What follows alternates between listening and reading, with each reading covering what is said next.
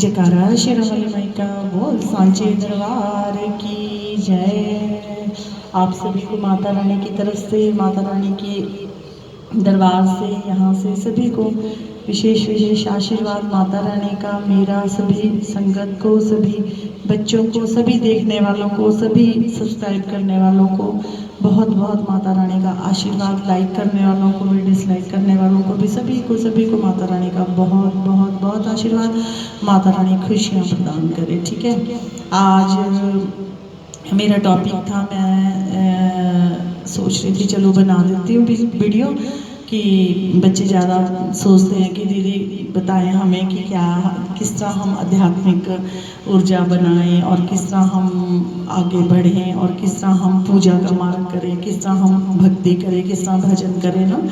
तो सबसे पहले मैं ये बताती हूँ कि देखो, जिन्होंने तो मंत्र लिया है ना, मंत्र करते हैं, जो मंत्र करते रहना चाहिए, मंत्र करते रहना चाहिए, उससे एक ऊर्जा बनती है। ऊर्जा बनने के बाद जो आपकी जीवात्मा होती है ना, उसकी शक्ति बढ़ती है और वो आपकी चेतना उससे जागृत होती है और आपके उससे चक्र शुद्ध होते हैं। जब चक्र शुद्ध होते हैं तो आपकी ऊर्जा नीचे मूलाधार से उठ करके सहस्त्रार की तरफ बढ़ती है। और जब मंत्र, जितना ज़्यादा आप मंत्र जाप करते रहेंगे उतनी आपकी जीवात्मा की पावर बढ़ती रहेगी और आप अपने सभी कार्यों में सफलता प्रदान करेंगे, क्योंकि मंत्रों में बहुत शक्ति होती है। मंत्रों का पुण्य आपको इस जन्म में भी मिलता है और अगले जन्म में भी मिलता है। वो आपके साथ ही चलता है, जितने आप जन्म लोगे, जितने आप वो करोगे, आपके पाप कटेंगे, आपको सुख आएगा और आपकी मंत्रों की शक्ति बढ़ती रहेगी। सबसे ज़्यादा तो बात ये है कि कुछ मिले ना मिले, मंत्र जाप करने से जो आपकी जीवात्मा होती है ना, वो इतनी स्ट्रांग, इतनी पावरफुल खुद स्वयं बन जाती है ना कि आप दुखों का सामना भी कर लेते हैं और बड़ी जल्दी आपको दुख घेरते भी नहीं है। ठीक है, अगर दुख आ भी जाए तो आप उसमें आराम से, मतलब कि निकल सकते हो, आपको कोई दिक्कत नहीं होएगी, है ना। और किसी एक देवी या देवता को आप चुन लें, जिस भी देवी देवता को आप चुनेंगे उनका आप जाप करेंगे, उनका जो आप जाप करेंगे ना, तो उन्हीं की ऊर्जा आप पे बननी शुरू होएगी और बाद में भी आप ना मृत्यु उपरांत भी उन्हीं के ही धाम में जाते हो, उसी में ही जाते हो। और थोड़ी देर मंत्र जाप करने के बाद, जितना भी आप कर सकते हो, 8, 10, 20 माला, 25 माला, जितना कोई जितनी सिटिंग दे सकता है, उसके बाद आप मेडिटेशन जरूर करें, क्योंकि उस ऊर्जा जो आपने बनाई है ना मंत्रों के द्वारा, वो ऊर्जा आपके फिर अपने शरीर में वो सही जगह पे पहुंचनी भी चाहिए ना, वो जहाँ भी उसको जाना है। अब जैसे कई लोग देखो, नास्तिक लोग होते हैं, कई दुष्ट लोग होते हैं ना, तो उन्होंने ना तो खुद जाप करना होता है, ना जो कर रहे होते हैं वो भी लोग उनको गंदे लगते हैं, तो वो खुद भी जीवन अपना दुख में बिताते हैं और जन्म जन्म उनका दुख में जीवन व्यतीत होता है। जो व्यक्ति पूजा करता है, व्रत उपवास करता है, कुछ भी करता है, व्रत जीवन में ज़रूर करना चाहिए। व्रत से भी हमारा पुण्य मतलब कि अर्जित होता है। जैसे अब हम दुर्गा माता की पूजा करते हैं तो हम जैसे माता का ही हम ओम दुम दुर्गाय नमः कर ले, या आप निवारण मंत्र भी कर सकते हैं, ओम नमः शिवाय भी कर सकते हैं। एक को भजें तो आप उसी के ही धाम को प्राप्त करते हैं, उसी से रिलेटेड ऊर्जा आप प्राप्त करते हैं और उसी से आपको उसी देवता के दूत प्रदान होते हैं। ठीक है, बिना पूजा पाठ से तो कुछ भी मतलब कि है नहीं संभव। आपका ना कोई तपोबल बढ़ेगा, आप ना किसी का, आपका कोई चक्र जागृत होएंगे, फिर आपके मूलाधार से जाप करने के बाद ऊर्जा उठती है और वो आपके आज्ञा चक्र तक जाती है। जब आपका आज्ञा चक्र और सहस्त्रार चक्र एक्टिव होने लगता है तो उसके बाद आपको शक्तियाँ भी दिखने लगती है, नेगेटिव पॉजिटिव ऊर्जाएं भी दिखने लगती है। लेकिन ये बड़ा लंबा प्रोसेस है, इसके लिए बड़ा लंबी मेहनत करनी पड़ती है। बहुत बहुत बहुत कठिनाइयाँ पहले रास्ते में आती है। इतना ज़्यादा आपका सिर दर्द होएगा, बॉडी पेन करेगी, हर एक चक्रों में जहाँ जहाँ आपकी नेगेटिविटी होगी या कोई बीमारी होगी वो दर्द करेगा, फिर धीरे धीरे वो चीज़ हील होएगी, है ना। तो ये सब होता तो पूजा पाठ से, लेकिन बहुत इसमें लंबा समय होता है। जैसे अब आपका आज्ञा चक्र जागृत होने लग गया, सहस्त्रार तक ऊर्जा अच्छे से पहुंचने लगी, तो फिर उसके बाद आपको ना मतलब कि अलौकिक चमत्कार होते हैं। आपकी मनोकामनाएं पूरी होने लग जाती हैं। अगर आप किसी के लिए दुआ करते हो तो उसकी आपकी दुआ कबूल होने लग जाती है ना। और जैसे जैसे आप मतलब मेरे कहने का मतलब है कि हम जैसे नीचे से ऊपर ऊर्जा उठती है, जैसे एक आप पौधा लगा लो, जैसे एक पेड़ है ना, तो हम उस पेड़ में अगर जल देते हैं, हम जल तो उसको नीचे ही देते हैं ना, जड़ में देते हैं ना उसको जल हम, तो उसके जो पोषक तत्व होते हैं वो सारे पोषक तत्व कहाँ आते हैं, ऊपर ऊपर आते हैं, टहनियों पे आते हैं। तो मीन्स बोलने का है कि हम देंगे जल, हमारे नीचे इकट्ठी होती रहेगी और एकदम फिर ऊपर चढ़ेगी और फूल फल फूल ऊपर आएंगे। तो जो आज्ञा चक्कर है वो सहस्त्रार चक्कर है, वो हमारे फल फूल है, वहाँ से शक्तियाँ आपको ग्रहण होएगी, दिखनी शुरू होगी, अच्छे बुरे का पता लगेगा, आपके साथ कोई बुरा कर रहा है वो भी आपको पता लग जाएगा, आपके साथ कोई गलत कर रहा है वो भी आपको, मतलब आप जिंदगी में धोखा नहीं खा सकते। आपको हर कदम कदम पर, हर जगह जगह पर आपको शक्ति मार्गदर्शन करती रहेगी, बताती रहेगी कि ये अच्छा है, ये गलत है, ये करना चाहिए, ये नहीं करना चाहिए, बता देती है, मोस्टली बता देती है। 90% तक आपकी शक्तियाँ साथ देती है, जिनका आप मतलब स्मरण करते हो दिन रात, उनको पूजा पाठ करते हो। तो ये होता है, देखो अच्छे अच्छे साधक है, बहुत अच्छे अच्छे साधक है। देखो लेडीज हम भी है, चलो मैं भी हूँ लेडीज, और भी है। देखो शक्ति जब आती है, देखो व्यक्ति हिलता है, ऐसा इसमें कोई नौटंकीबाजी नहीं है, ये रियलिटी है कि इस तरह है। मैं बहुत खेलती थी, बहुत ज़्यादा, मेरा मेरा हिसाब किताब इतना था कि बहुत ज़्यादा वो करती थी, ठीक है। मंत्रों का जाप किया, ऊर्जा को शांत किया, है ना, फिर भी कभी कभी हो जाता है, आई जाती जब अपने इसमें, पर वो वाला ढंग नहीं होता।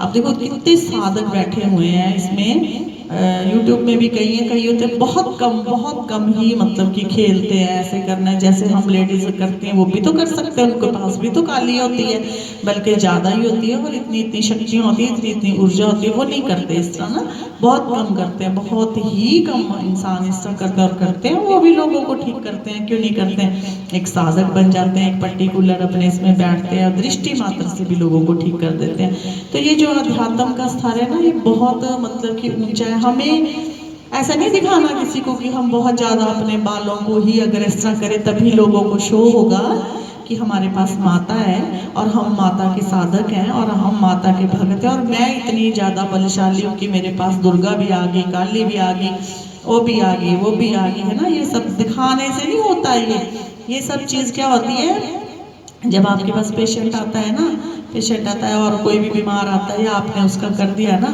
हाथ लगाने मात्र से कर दिया ना, तो फिर आपको जाना जाता है कि आपके पास शक्ति होती है। आप शक्ति है, बात तो चलो करेगी, वो तो है, वो जब आपके पास ऊर्जा ज़्यादा हो जाएगी ना, फिर वो चीज़ कम हो जाती है। यही मंत्र जाप का होता है, जब आपके सारे चक्कर खुल जाएंगे, ऊर्जा ज़्यादा हो जाएगी शरीर में, तो शक्ति आपको उतना नहीं मिला पाएगी, उस वेग से नहीं आती है फिर शक्ति। फिर उस शुरू में बहुत वेग होता है, फिर बाद में शांत हो जाते हैं। जैसे अगर आपने जाप करेंगे, अगर आप खेलते ही रहोगे तो खेलते ही रहोगे सारी उम्र भर। जब पता चल गया कि हमारे पास शक्ति आ गई है, कोई है पॉजिटिव शक्ति है, तो जाप करना शुरू कर दो उसी शक्ति का, उसी का ही मंत्र लेके, गुरु धारण करके, चाहे उसी शक्ति का मंत्र आप लेकर के उसका जाप करना शुरू कर दीजिए, तो वो आपका खेलना भी बंद है। किसी को देखना है, आप साधक बन के देखिए, बैठिए, बात कीजिए, हाँ जी क्या प्रॉब्लम है, ये और ठीक। कई बार तो आपने इतनी ऊर्जा अपने शरीर में बनाई होगी कि आपकी ऊर्जा से उसकी सारी नेगेटिव ऊर्जा भस्म हो जाएगी तुरंत। वो जब जाएगा तो वो देखेगा मैं फूल की तरह है। ये होता है अध्यात्म। और सबसे बड़ी बात ये है कि देखो हम एक तो दुखी हैं, कोई मर के हमारे पास आ रहा है, भूखा प्यासा है, पल्ले उसके कुछ नहीं है, उसके बाद हम उसे कह देते हैं कि भाई तेरा इतना खर्चा आएगा, तेरा इतना उतारा होएगा, इतना सितारा होएगा, इतना ढीमका होएगा। बंदा तो फिर बेचारे ने इलाज क्या कराना, वो तो उतारा ही सुन के मर जाएगा, है ना, ठीक है। तो उसके बाद भी वो होता है कि नहीं होता है, वो भी कोई गारंटी नहीं है ना। आप में ऐसी कैपेबिलिटी होनी चाहिए कि जब आप सुबह शाम पूजा करने बैठ रहे हैं, कोई दुखी व्यक्ति आया है, तो आप माँ को दिखाएं, उसकी फोटो दिखाएं, या आप नाम से बोले कि ये फला फला व्यक्ति है, इसका कष्ट काटना है, इसका रोग काटना है, और वहाँ जहाँ भी वो बैठा है वो वहाँ ठीक हो जाए। ये एक बहुत बड़ी बात होती है, ये बहुत बड़ी बात होती है। अगर ये बात आपके अंदर है तो जानिए आपकी दुआएं कबूल होती हैं, और आप भगवान के इतने निकट और इतने निकट हैं आप। तो अगर आपसे ऐसा संभव हो सके तो वो आपकी सेवा मानी जाती है। तो आप 1 घंटा आधा घंटा जो भी है बैठ के लोग उन गरीबों के लिए, उनके लिए दुआएं करें, और हो जाते हैं लोग ठीक। देखो मैंने अपने मुंह से कोई भी अपनी वो नहीं करता, लेकिन मैं नहीं कुछ ज़्यादा बोलती, लेकिन मेरा जो अपना फंडा है ना, अपनी जो मेरी वो है ना, मैं अपनी बात लोगों के सामने रखती हूँ। मैं किसी की कुछ नहीं कहती, क्योंकि शक्तियों का संसार है, 33 करोड़ देवी देवता है, उनसे भी जान ना जाने कितने ही है ना, इतनी तो जनसंख्या नहीं जितने देवी देवता है, तो ना जाने किसी के पास क्या शक्ति है, किसी के पास कितनी काबिलियत है, किसी के पास कितनी काबिलियत है, हम उसको नहीं कुछ भी कह सकते। लेकिन मैं ये कह सकती हूँ कि दुखी दरबार में आते हैं, माँ के दरबार में आते हैं, तो उनका कम से कम खर्चा होए तो देखो, संकट तो एक नींबू में भी कट जाता है, एक जायफल पे भी कट जाता है, 2-4 लौंग इलायची देके पतासे देके तब भी कट जाता है। देखो अगर ऐसा कर सके तो ऐसा करें, क्योंकि मरता क्या ना करता, वो बात हो जाती है ना कि अब मर रहा है इंसान, क्या करेगा, अरे वो तो फिर ब्याज पे भी पैसे लेगा, करेगा वो।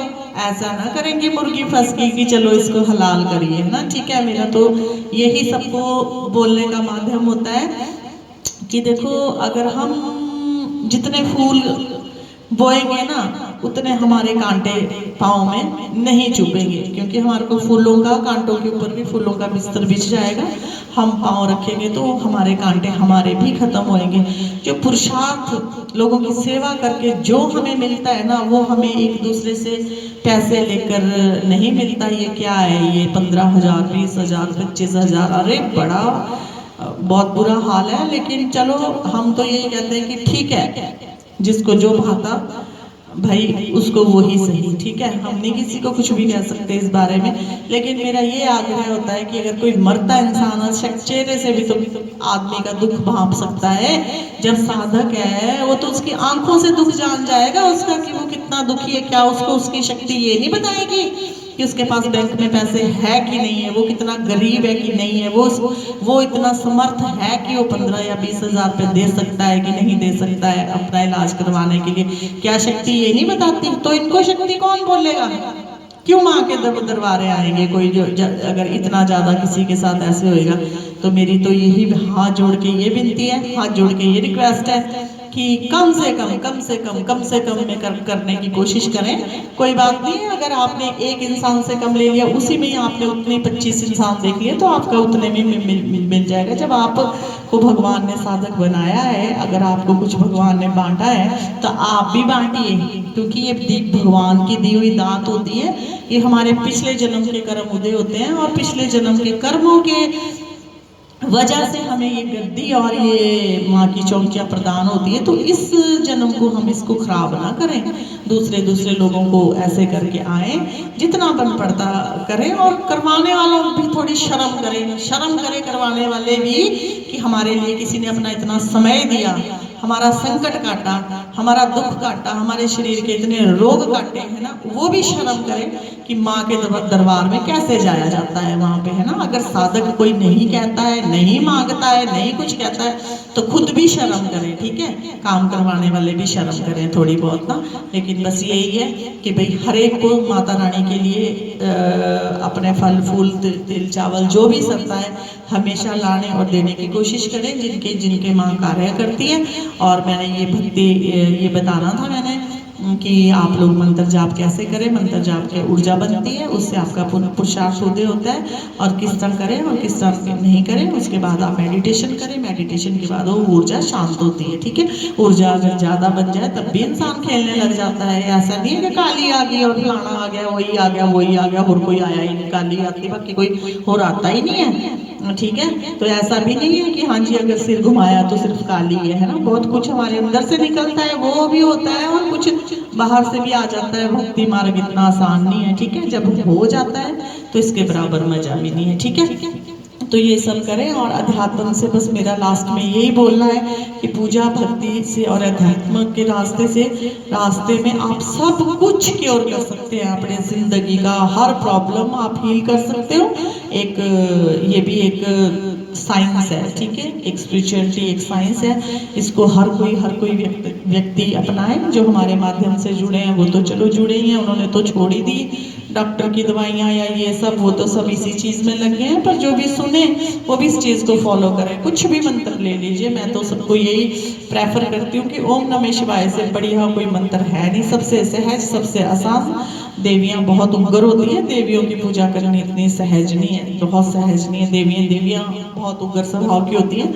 तो करें, एक मंत्र अपना पकड़ लीजिए और करिए और अपने जीवन को सुखी और सफल बनाइए। जिसको कोई ज़्यादा दिक्कत है हमसे संपर्क करें। जिस भी तरह की किसी को कोई प्रॉब्लम है बात कर लें। बात करने से कोई वो नहीं होता, सलाह लेने से कोई वो नहीं फर्क पड़ता।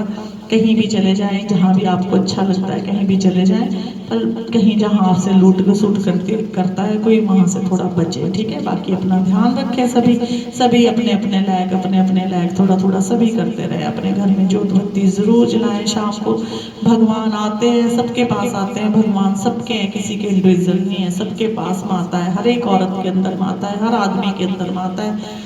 कोई इसमें डर की बात नहीं है। थोड़ी सी मेहनत करें, थोड़ा थोड़ा टाइम भगवान की भक्ति के लिए दें, ठीक है। सभी को मेरी तरफ से बहुत बहुत आशीर्वाद, बहुत बहुत प्यार, माता रानी का आशीर्वाद, माता रानी के दरबार का आशीर्वाद। और देखेंगे अब मेरे सब्सक्राइबर थोड़े बढ़ रहे हैं, माता रानी अगर बढ़ा दे तो लाइव किया करेंगे कीर्तन का।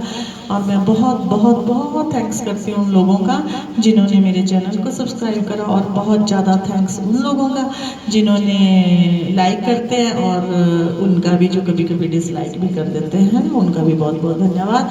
और सभी को माता रानी का बहुत बहुत बहुत आशीर्वाद। जयकारा शेरा वाली माई का बोल, सांचे दरबार की जय, बोले शंकर भगवान की जय, बजरंगबली महाराज की जय, गणपति महाराज की जय। जयकारा माई भद्रकाली माई का बोल, सांचे दरबार की जय।